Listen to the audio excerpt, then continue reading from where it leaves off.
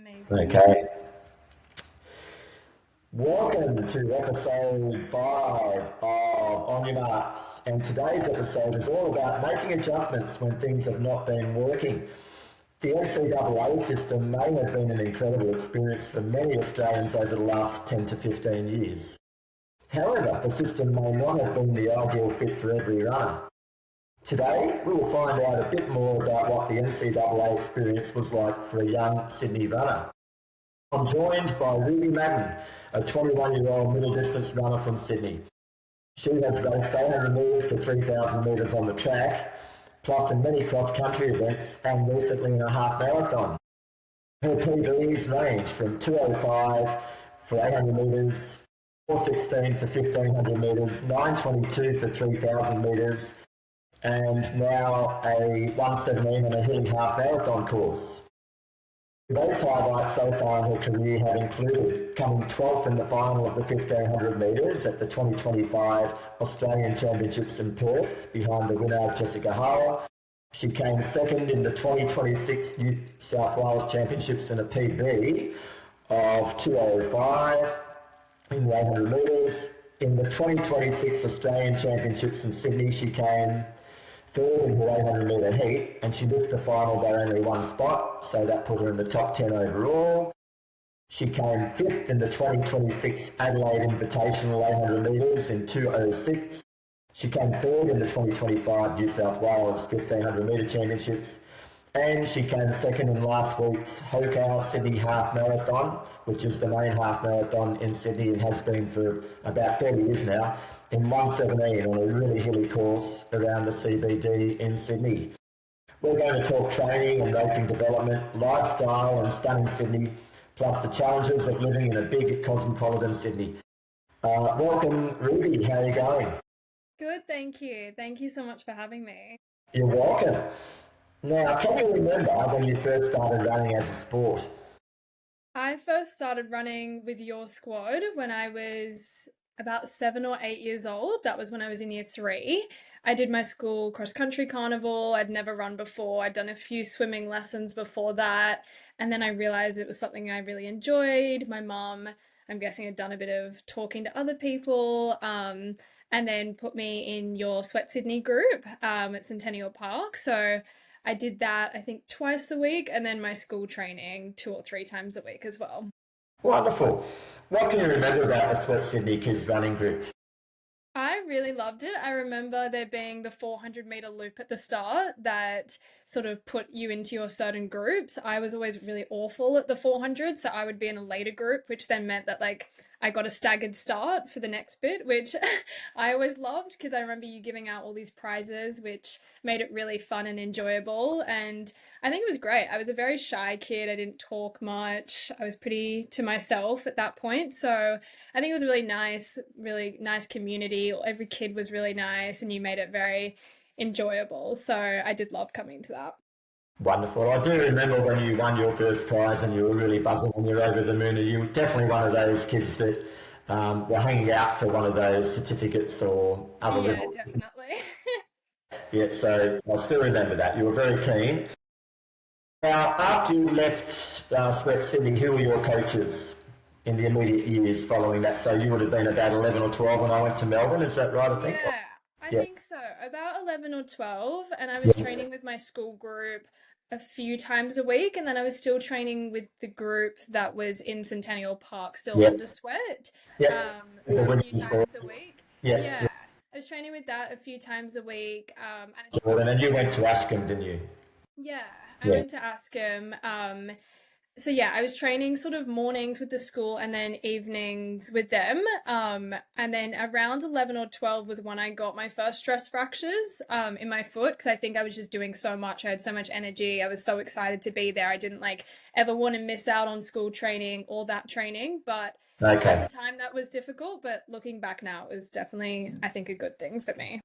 You do have a lot of really enthusiastic youngsters who try to do all that school training and then all the club training or the other squad training on top of that. And often the school coach won't know and the outside school coach won't know. And Yeah. they're doing double what the actual coaches are aware of. And that can lead to, like you mentioned, pretty serious injuries. So, what was the racing pathway like going to Askham and being in that private school? And who did you or where did you usually race? And did you have any rivals at that point in time? Yeah, the pathway was we would have our school carnivals. Yes. Yeah, and Askham wasn't very competitive. We had teams of people who enjoyed it, but versus schools like PLC and Pimble, I know they were very competitive, and it's only really one person makes it through. So I was very lucky in that sense that I did to get to go through with the sports that I wanted to do. Then from there it would be IGZAR, then which is like the zone, and then the next level, and then after that was state, and then internationals. State going international was always my biggest goal. I think that was a hard step. So making it through to all those other steps, I think was always like, I put a lot of pressure on myself because Yeah. obviously the races now that we do, it's like you can just enter it. They're not dependent as much on other things. But obviously back then it's like you had a bad race at IGZAR, you're missing out for the rest of the season. 100%. I do remember the cross country carnival at Frensham. Yeah. That was huge. That was bigger than Ben Hur. All those school marquees everywhere. Yeah. A lot of excitement. All those girls were really on a buzz and they were hanging out to compete for their school. And it was a great honour for them to be in that top 5 or 10 in their school and wear their school colours. You ended up making it to CIS, and then if you were really good, you had to be an absolute gunman. You'd make it to Eastern Creek to all schools. Do you remember the first year you made it to all schools in cross country? Yeah, luckily the first year was when I was in year 3. So I think I was Yeah, 7 or 8 years old. So I went yeah, that first year and then I went every year since that, which was lucky. I think it was a little bit scary at the time. Like, as you said, there's so many tents and you're working with your school, and me just being a shy kid that I was like always internalizing that a little bit. But obviously once it was done, I like loved the atmosphere of it all. And yeah, I loved it. It was a very hilly course, but it big was time. a good Remember the story. grandstand and like the overall atmosphere out there at Eastern Creek? Yeah, yeah, it's massive, which is quite Yeah. nice. I think, getting a grandstand when you're like 7 or 8 years old at the time, like feels massive, and you can see all the older kids, and I would have like my family running to different points on the course. Yeah. So, yeah, I loved it. Wonderful. It'll be like a mini Olympics for a 7, 8, 9, 10. Yeah, Yeah. And do you remember yeah. you made your first nationals as an athlete? Yeah, I made my first nationals at 14, which at like still to this day I genuinely think that was like one of my biggest achievements, not in terms of the actual achievement itself, but just in terms of having a goal and working towards it. From when I was in year 3, so that first year that I did make state, that was like my biggest goal. And so to only achieve that 6 years later, it was like every year I was like second reserved, third reserved, getting so close, and at times wanting to just be like, oh, I just want to give up. And I'm 14 now and I still haven't achieved it, because at the time 14 feels like I'm so old. But obviously now I would always have my mom be like, no, you keep going. Like 14 isn't old. And I was like, I still haven't done it. Hmm. So yeah, that was the age I made my first one. That was very special. Where was that national cross country? That was national track. So that was in National Sydney track, yeah. that year. And Yeah. then year 9 was the first year I made national cross country. So the year after that, when I started with Gary, Oh, very good, yeah. And do you remember how you fared in your first national track championship? how did I When feel? you performed, do you remember what your result was? Yes, I don't think it was very competitive or very good. I think I probably just made it to the heats and that was it. But at that point, that I was just so happy to be there that I I Yeah. didn't really care how I went that year. I was just so excited. You got to wear the New South Wales uniform and travel Yeah, and do all that and be part of yeah, it. Yeah, it would have been a great honour. Yeah, yeah. yeah. It was No so doubt you nice. would have been applauded at school and all that kind of thing Yeah, which after is a the nice event. thing being at school then, and you make assembly and just all of those things was Yeah, really nice. and that kind of thing's great for the self-esteem and even for your enjoyment. There's Yeah, another sphere to the sport. There's another layer that you're building on, and it's like, wow, we can keep moving ahead here. What can come next? And this yeah, is, yeah, we all like to be excited, and definitely for a youngster, making nationals is like huge. I think I don't know any primary or high schooler after making their first nationals who haven't had a real buzz with the experience one way or the other.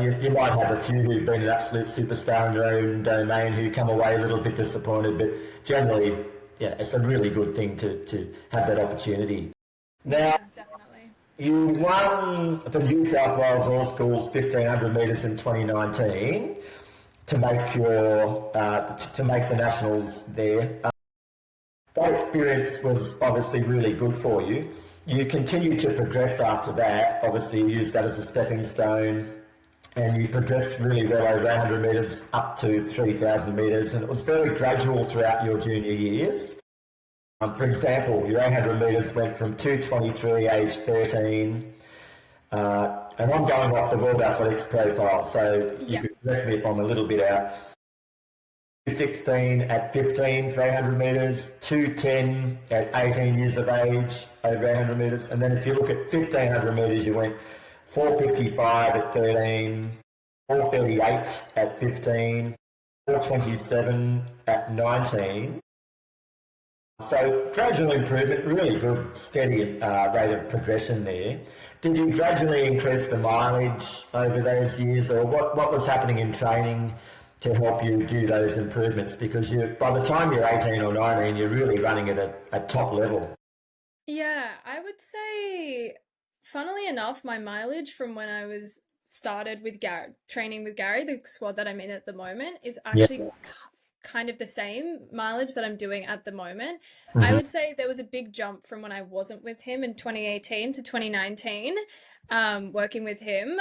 But I would definitely say, yeah, with all those results, that was all correct. Like, I feel like we've had a really nice progression in that training, and the mileage has stayed quite similar. I would say the biggest thing would just be the sessions. We're just working harder and harder in those and just sort of increasing the intensity of them, which has been nice, sort of having that stable mileage. And then just building on, yeah, intensity. Excellent. So when you say building on intensity, in other words, the length of the sessions haven't become any longer, but the speed in those sessions has gotten quicker. You've gradually turned the screws and gotten stronger.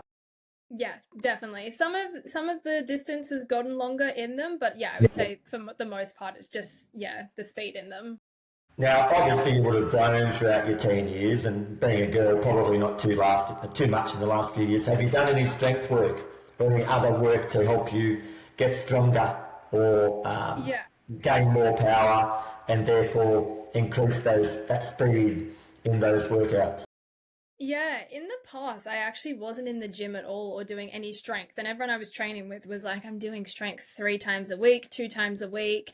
And I was kind of getting away with it for a while. And then this season, I was really like, no, I need to really step up all the little things. I ended up clearing out everything in my garage and building a gym in there about 5 months ago, which has honestly been the most helpful thing. Like, I've got a gym at the end of my street, but I think having the motivation like after a run and just going straight in there and forcing myself to do 2 or 3 strength sessions a week has been really helpful. And I think especially last season I was focusing more on the 15, but this season I focused on the 800, and I knew that I wouldn't get away with doing a faster event without really stepping up my strength work. Sure. And when you hit the garage gym, what are your main go-to exercises in a typical workout? Or do you mix them Yeah. around, well, in each of the three on a weekly Yeah, basis?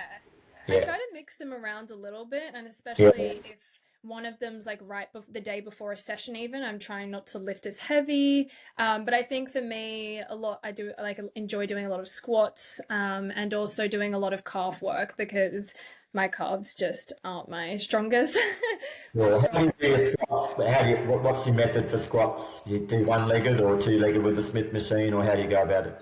Yeah, this season I've definitely tried to do a lot more single-legged exercises.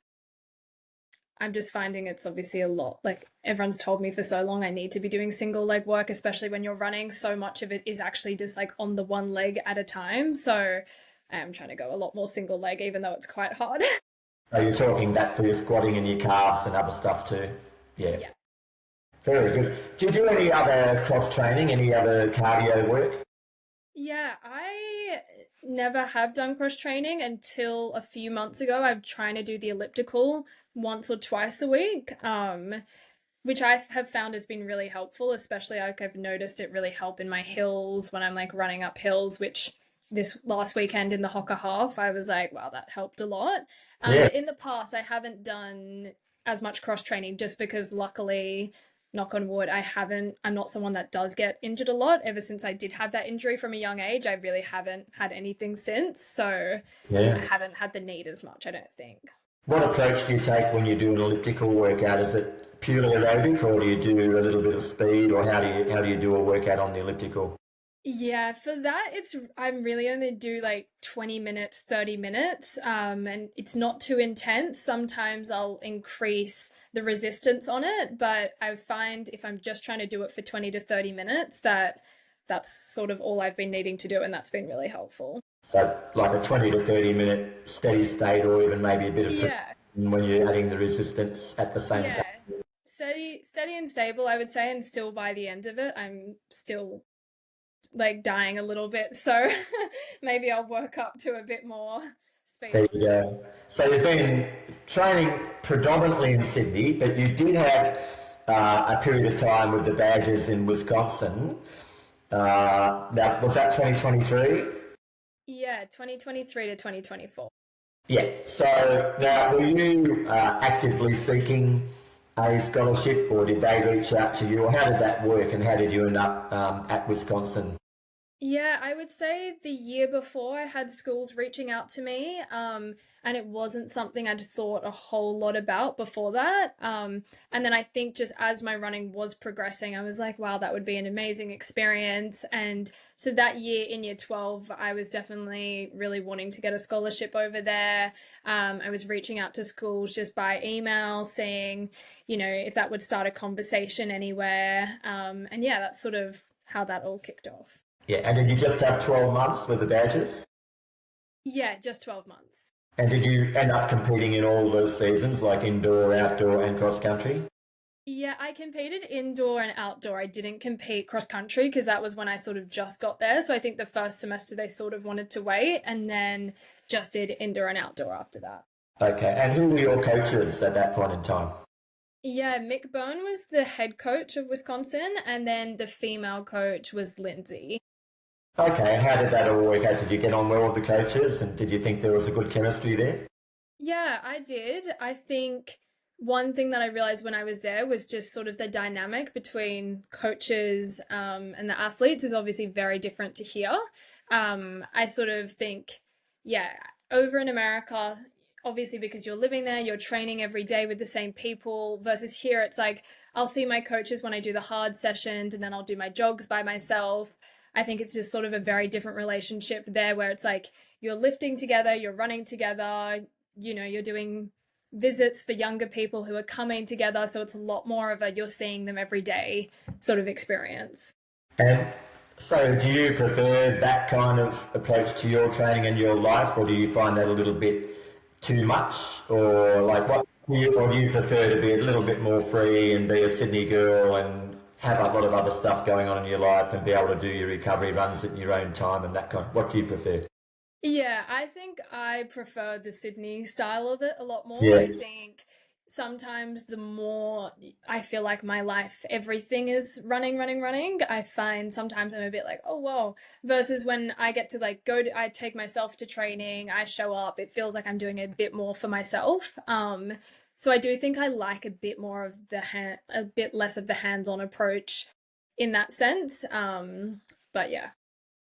Fair enough. Sounds like you might be a little bit more like Lara Tamsett, who I used to coach. I remember Nick Beddoe made a comment once when she arrived in London that when she was unpacking her bag, it was like 90% clothes and gear for going out and socialising and having a good time in London, and 10% of running gear. And often you can tell a person by their bag and how they unpack it. Yeah. I think it's good to be well rounded and not to be too absorbed in what you're doing when you're doing a sport like running. Yeah, definitely. And I think it helps for different people. I know there's some people who are on my team who much prefer that style of, like having someone be a bit more accountable for you and, you're showing up each day and they're telling you what to do. So I think that really helps for some people. But I think just for myself, taking myself there and being a bit more accountable for myself was a bit more helpful. Yeah. Now, who were some of your teammates over in Wisconsin? Was Jackson Sharp still there, old run crew boy? Yeah, Yeah. Yeah, so he's with Gary as well with Run Yeah, Crew. He was yeah, still there. I had a lot of friends on the girls' side of the team as well. My friend Lexi and my friend Joe on the male team. Yeah, I've created some really nice friendships there. I only recently went back there last year just to visit them all, just because I feel like we all had such a nice experience together that first year, and also just such a different experience. None of us really knew what we were getting into, even though they are from America. yeah. Um, so I think, yeah, we were all really bonded and we were all really close. So That's it was great. Were really you living nice. on campus? Yeah, we lived on Yeah, campus. I had a roommate, Michaela. She was lovely. I still chat to her most days. And yeah, I think that made it really easy to meet other people as well who weren't just on the running team. Because I think so much of our lives were running, we'd go to lunch and that was in like the athlete food hall bit. So, you're chatting to the people on the team and then you get home to your roommate. So you talk about running, then you go to training, you know what I mean? So I think a lot of that was also really nice living on campus because you got to meet other people as well who were just regular students. sure. And how did you find the racing experience over there? Did you enjoy it? Yeah, How you performed? yeah, I found it really amazing. I thought it was really cool. And it's one thing that I definitely do miss being back here sometimes is that just Yeah, like they take everything so much bigger, which is really fun. I think the racing experience was amazing. The meets are all very competitive, they're all very consistent. And I think the biggest thing is you had a race every single weekend for a lot of the time versus here, I don't know about my last season, but I think I probably did 5 or 6 800 races, and that's sort of it for the season. Versus over there, you're getting that constant chances to race. So I really loved that. wonderful. So, what was the main draw card for you coming back to Sydney ultimately? Yeah, I think the main thing was just my progression. I just wasn't progressing at the rate that I wanted to. And I think just with the American system, at that point you're only a freshman and it's sort of like, oh, we can wait to see how you get to a senior. But I think for me, I was just like, I didn't want to waste any time when I felt like I had it in me at that point. And I sort of did realize that like my coach here, Gary, we work so well together. So I was like, I had the experience of America, which I loved. But just even looking at the roster for the next year of all the races, we were going to the same places, going to the same meets, and I knew I would just be a bit disheartened if I wasn't, yeah, sort of progressing at the rate that I felt like I could progress at. So, you found in the end it wasn't quite individualised enough for you in the way you wanted to progress. Yeah, I think so. I think, you do have all your individual chats and everything like that, which is lovely. I think just finding the running style and the sessions that work for you can be really difficult. And it was a really hard decision. And yeah, I think when you've gone from being in something so heavily to realizing that you're going to step away from it, it was really scary. But I was really glad that I made that decision, sort of put myself first in that moment, just to sort of go like, and back myself really to go like, oh, I think I know what is going to be best for me. And even as much as I love something, I don't think it's going to maybe help me in the long run. Fair enough. Now, academically, what were you studying over there and what are you doing with yourself now? And how did that all work? Yeah, I was doing pre-business over there to get into the business school, and I really did enjoy that. I'm doing Bachelor of Law and Bachelor of Business at UTS now. I've always wanted to do law, so I think that was also a little bit in my decision as well. Like if I wasn't progressing with my running, also the degree that I wanted to do, I couldn't do law over there just because it works a little bit differently. Yeah. But yeah, now I'm studying that full time at UTS, which I yeah really love that. Yeah, good on you. Wonderful. I didn't know you were Thank doing you. that. Obviously, you Yeah, had an academic pathway and slash career pathway to worry about as well as just running, and yeah. that would have been a big part of the decision, no doubt. Did you find socially, was that a deciding factor as well? Like, were you missing family and friends and anything Yeah, else back home yeah. No, I while you were as well? definitely, Yeah, yeah, no, I definitely miss my family a lot. I yeah, think yeah. sometimes it's hard. Like I think had, things with my running been going really well and obviously you can't depend everything on that. But, if those little things had been paying off as well and I was, doing my dream degree, I probably wouldn't be missing them as much. But I think, Sure. when you sort of already feel like, oh, some of those things aren't working as well as I'd like them to, then sort of that homesickness does kick in. And yeah, I definitely miss my friends and family at home a lot.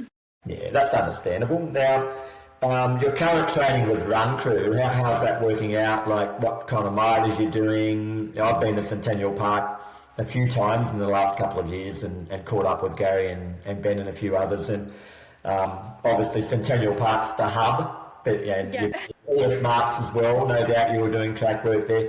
But maybe explain to the listeners how like a typical training week and even like a block might work out under Run Crew and Yeah. Gary.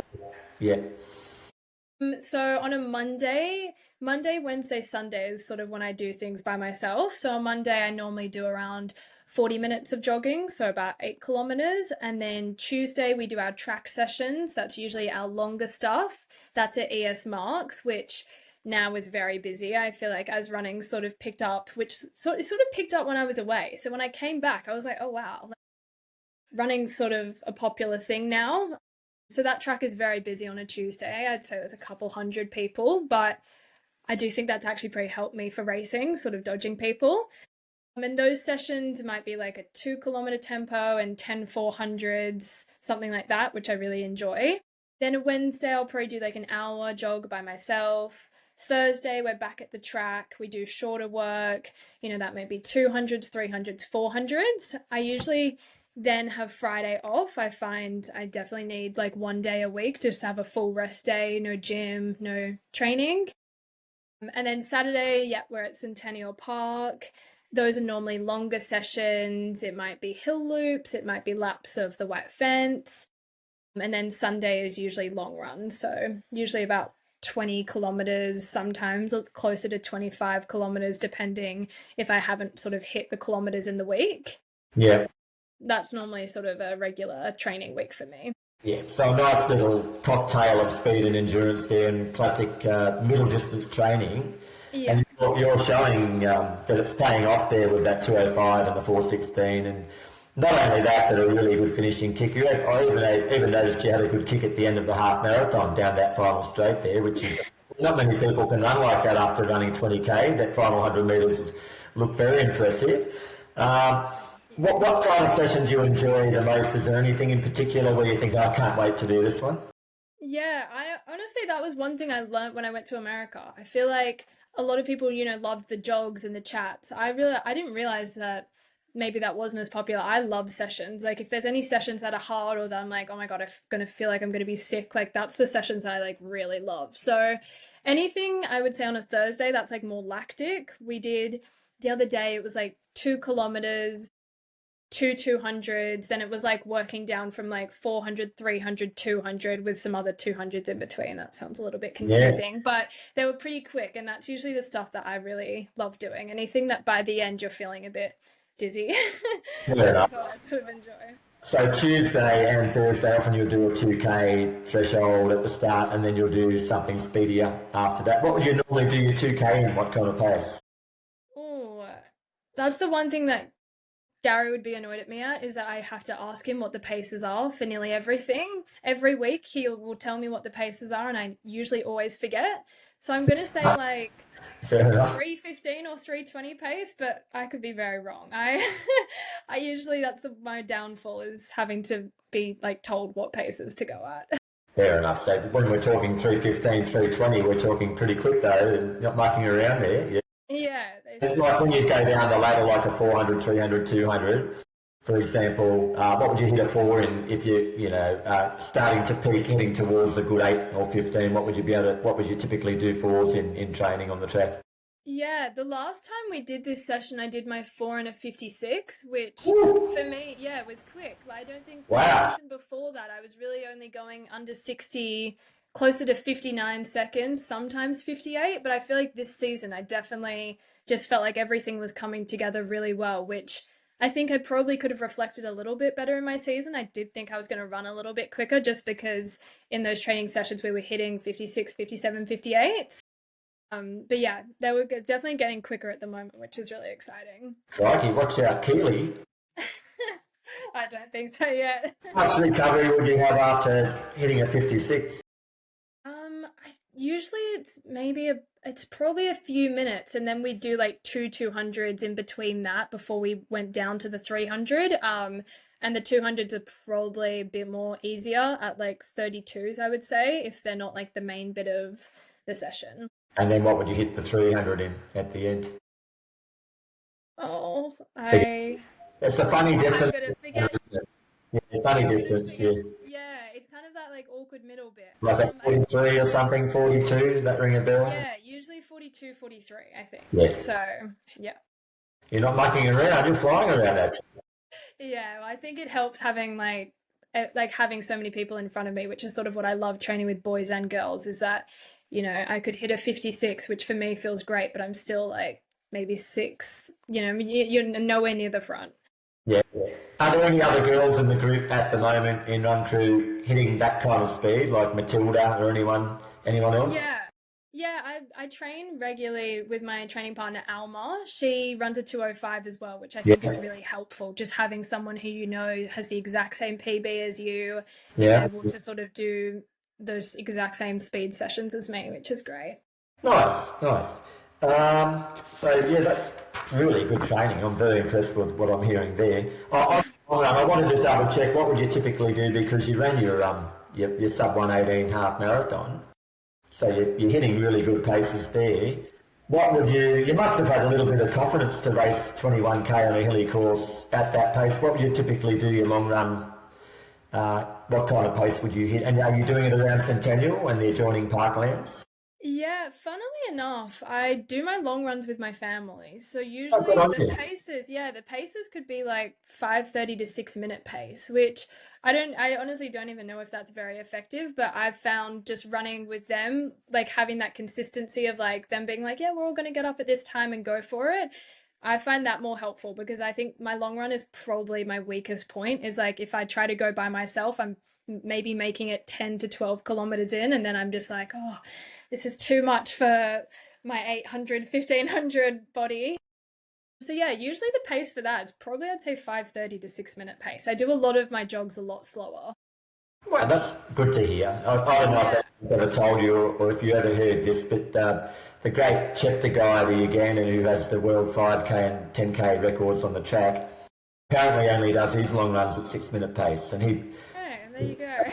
he did run a very good half at one point. He's run a solid marathon, unbelievable over 10 and 5. Yeah. He got through it at altitude on probably a much more mountainous course than what you're running on, but still, a guy Yeah. who's 12:35 for 5k, if he can run at that pace, then maybe Ruby Madden can. Yeah. Mum and dad and any siblings accompanying you on that run? Yeah, not the siblings, probably just my parents. It was quite nice. My mom actually used to never run at all, and then before I went to America, she like trained. She was like, "I want to try to be your training partner to help you get into a school in America." So that's actually how, yeah, she sort of started doing it, to be quite supportive, which is really nice. It's What a like a super big, mum. Not many people yeah, step I up know, to quite a big mum. sacrifice, Yeah, it's helping me not with like she's all stepping this. up with a jogger. It's like, well, Yeah, I know. I I think think the when I free was mission. younger, yeah, She when I must was have younger, practiced not to do that. yeah, I know. When I was younger, she was like on the bike, and then, she definitely moved her way up, which was very helpful. Right, straight from the bike to running. So did she gradually get into it, or how did that work? Yeah, she started, I remember she like tried to do one lap of Centennial Park. We were like, I would jog with her maybe like 4 or 5 kilometers at like 6 minute pace, 7 minute pace, pretty slow. And now she actually runs marathons. So she just did the Boston Marathon. Oh, Yeah, so now she's a very helpful training partner to have. what Sometimes what did the she run? mileage. She ran, I think, about 3:30. I think she went a Wow. bit quicker, but I still think it's, yeah, amazing. Okay, that's very good. Well, congratulations to mum there. Gee, Oh, that's thank you. really. Yeah, her mileage is now longer than mine, so she's Oh, sort of overtaken me. yeah. And do you do training with your family in the park or elsewhere? Usually we just started at my house. I'm only like a 10-minute drive from the park, but I think because I trained in the park so much when I was younger, I do avoid it a little bit, which is bad because it is so beautiful and it is really nice. But I think because I used to train there so much, I am sort of a bit like, oh, I want to stay away. And I'm just associating it with like really hard sessions. So I feel like if I'm ever jogging, I just try to go near my suburbs. Good on you, mixing it around a little bit. Now, Yeah. what interests outside of running? I have a golden retriever dog, so I'm like in love with him. Me and my sister, we're really close. Spend if I'm not running or working, I spend most of my day with him or walking him. I'm obsessed with him. I love going to the beach. I'm only like 5 minutes walk away from the beach, so that's also probably another massive part of my life, which is I think when I was like away overseas in America, I think that was definitely the one thing that I realized I was like, oh, I need to be by the beach. Oh, they're great. Yeah, well, I'm living by the beach now. I'm only 400 metres away, and I'll take the dog there nearly every day. Yeah. Oh, it's so nice. I thought I was home alone, and then you mentioned dog, and I thought, oh, our little dog's just around the corner, and he's gone through a squeaky toy phase, Yeah. and he makes it, and it's his way of getting attention, and he'll bite it, and he'll go, squeak, squeak, squeak, squeak. It's like, you've got to chuck him Yeah, out yeah. sometimes, I got because he just doesn't stop. And yeah, I got I someone in just, my family to take him away yeah, when I I'm started worried this. about him actually grabbing that toy and interfering with the sound quality and that, but he's been good. He might He's be doing asleep. well. Yeah, very good. Now, what are your key methods of recovery? We haven't really spoken about recovery yet, or do you think about that at all? How to recover from workouts and races and all that kind of thing? We talked about how you're going after your half marathon. Yeah, That was 5 days ago now. yeah. There's more things than just long races you need to recover from. When you are an elite runner like you, you're smashing your body all the time and you need to recover. What are you doing? Anything in particular? Yeah, luckily I work at a wellness studio. So there's saunas, there's ice baths there. I find like the Normatec compression boots really helpful as well. I try to do, we've got like a magnesium spa there. I go between that and an ice bath. I try to do that 3 times a week or like, especially after races, before races, or after a session. And I've found that that has helped me like significantly. That's been really helpful. And then the compression boots as well. I think staying on top of recovery, I've found has just like improved me so much. So They're becoming really popular now, the recovery centres. yeah, Compression boots, do you wear them like halfway up or all the way up? Because you can get two different types, can't you? What do you? yeah.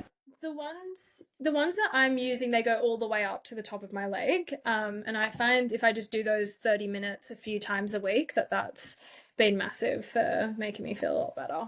And what temperature magnesium bath do you jump in?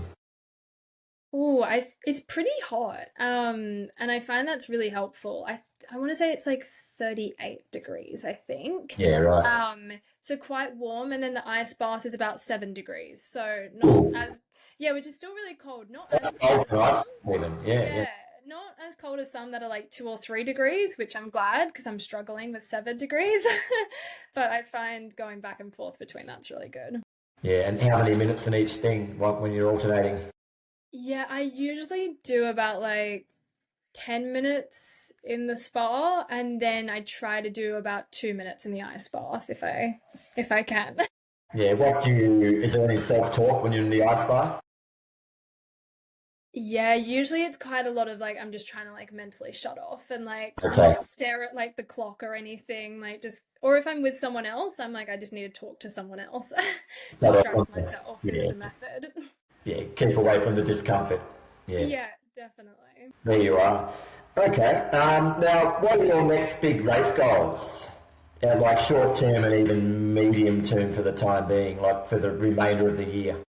Yeah, well, I'm actually going to Europe in June to do a few races over there, which I'm really excited for. I've never, besides America, competed overseas. So I think race goals over there are really just one, get the experience. Because I found with the Australian season, it just being so short, I found like, especially when it came to nationals, having heats and finals, I realized I just didn't have enough practice with sort of that racing tactics and things like that. So that goal would just be getting experience, but also I'm ideally drop to maybe a 203, 204 if I can by the end of that season. And then by the end of this year, I would really just say sort of just staying on top of my training and really building up to the point that I'm a bit more confident from the start of the season, except for like instead of just waiting like to progress by the end of the season, really starting the season in a good spot, which I think having started doing the gym and the elliptical this season, I'm putting myself in a lot better position to do that, I think. You're ticking a few more boxes there now, which is great. And are you still Yeah. more on 800 metres, over 1500 metres? Yeah, I think so. Had you asked me that last year, I remember the start of the year, Gary wanted me to do an 800 and I was like, no, like I don't want to do 800s. I only want to do 15s. And then I raced a few eights and they felt great. So I think we'll stay with eights while I can. I think I do need a good 1500 in me just to get that confidence back with racing that. I think that's a massive part of it. It's just the confidence with that one. But yeah, for now, when I go to Europe, it'll just be racing 800s. Wonderful. Which countries are you aiming to race in Europe? Yeah, I've decided to do the UK, Vienna, and France. So yeah, I'll get 4 races out of those ones. You're definitely never short of finding a good race in England and France, that's for sure. They're both Yeah. fanatical at that middle distance, particularly France. And I think that's grown in the last 5 to 10 years. Mm, We were there last year just on a family holiday, and I tracked down what races were on when we were there. yeah. And I remember just in over a week period, I think there were 17 track meets where there were middle distance races, and Wednesday night's a really big race around, particularly in the Paris area. And Mm. just in Paris on a Wednesday night, there were 7 track meets where they had graded middle distance races. Yeah, even just looking at the results when I was sort of trying to figure out where I wanted to race, you sort of just realize like they were all such competitive meets and like everyone's like Yeah, consistently running well. And I think obviously just with Europe, like you can travel around so easily. So for them, getting a 1 hour flight, to a different country, I think is really convenient for making the races really strong. yeah, you can work out a nice little itinerary, can't you, and work Yeah. out how you're going to race and then recover and then travel and combine all that and get it all done. And you're only going over there purely to race, or will there be a training block at the beginning or in the middle somewhere, or just purely racing then come home? Yeah, it'll just be purely racing, and then I'm meeting my friends over there afterwards. So it will be nice. I'll probably have maybe a week off running and then get back into it while I'm with them. Originally, I was only just going over for a holiday, and then as the season progressed, I was like, oh, I really should just sort of reach out to a few different meets and see if it would be possible for me to compete. So yeah, it's a really exciting time, I think. Well, yeah, that will be a great motivator for you and something to really look forward to in the short term. Now, to finish off, we're going to do the quickfire section where you're going to choose one of the 2 options that I give you. Okay, so there'll be 2 options each time, and you just have to pick one of them. What do you prefer, Ruby? Centennial Park or Bondi Beach? I'll go the beach for that one.